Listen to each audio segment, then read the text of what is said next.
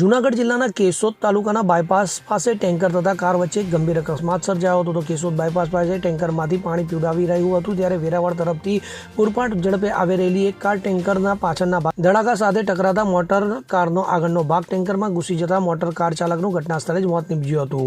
તો પોલીસની 112 સેવા તુરંત જ ઘટના સ્થળે દોડી આવી હતી. તેમજ 108 પણ ઘટના સ્થળે પહોંચ્યા હતા, પરંતુ મોટર કારનો બોનેટનો આગળનો ભાગ ટેન્કરના અંદરના ભાગમાં ઘૂસી જતા કાર ચાલકને બહાર કાઢવા મુશ્કેલ હતું, જેથી ક્રેનને ઘટના સ્થળે બોલાવી કાર તેમજ કાર ચાલકનો દરવાજો તોડી બહાર કાઢવામાં આવ્યો હતો. મૃત્યુ પામનાર વ્યક્તિ નીરજ સોલંકી કોડીનાર પાસેના વડનગરનો રહેવાસી હોવાનું જાણવા મળી આવ્યું છે.